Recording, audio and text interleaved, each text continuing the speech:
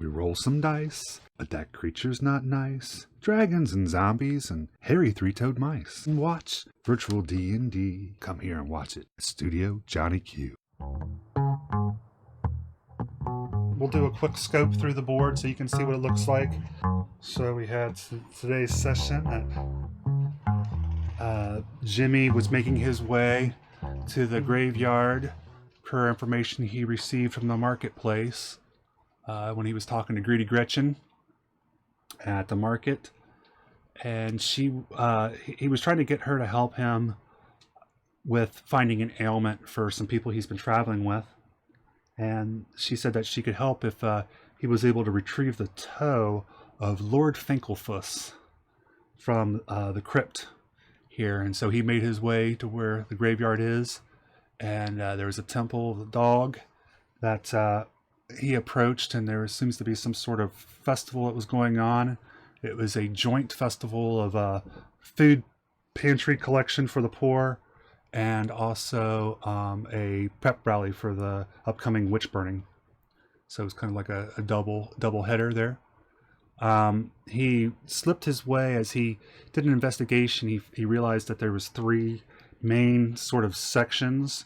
There was like a kept part of the graveyard, there's an unkept part of the graveyard, and there's a restricted section that he thought that the crypt was probably somewhere amongst. And so as he was making his way up to the kept part of the graveyard, he actually made his way past the gravedigger, and who was recruiting some people for something that he thought was lurking in the graveyard. He made his way out here and was hiding as the gravedigger and party were coming up the stairs over here. He was hiding. You can see the remnant of the rat that tried to attack him while he was back there, but his sword, known as My Secret, warns him of danger.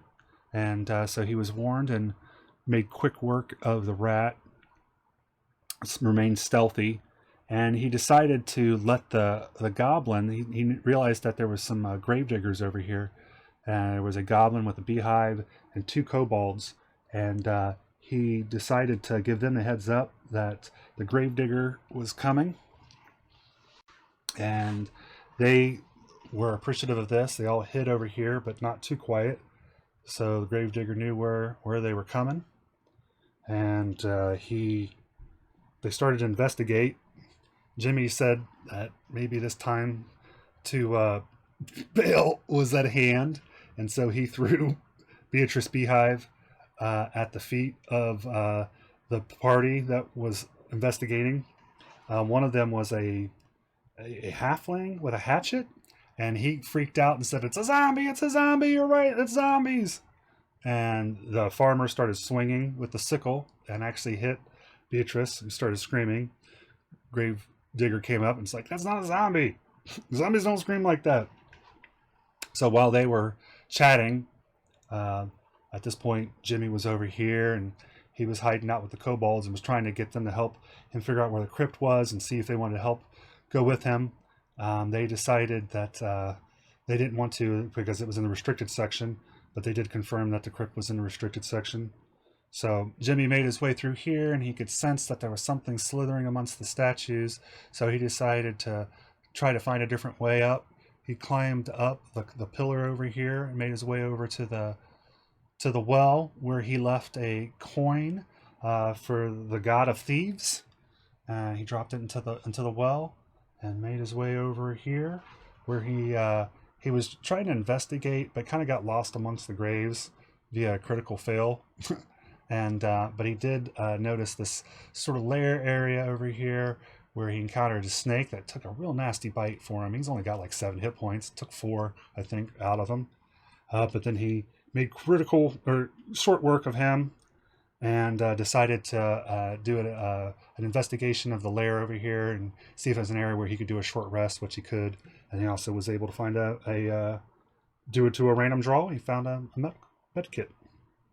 So that's kind of what we have for today.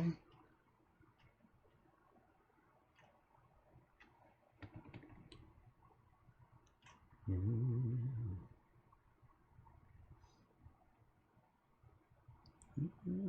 we're still trying to figure this out, so bear with us as we try to figure out how to best do some virtual D&D, but so far so good, I think.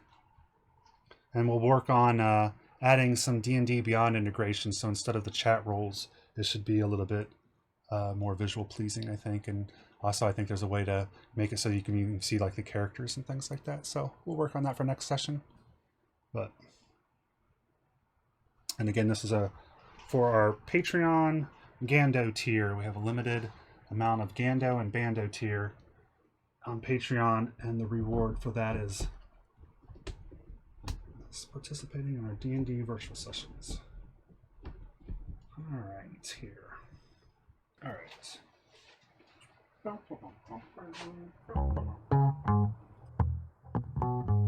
If nerdy trappings does seem to be enticing you, then watch virtual D&D. Come here and watch it. StudioJohnnyQ.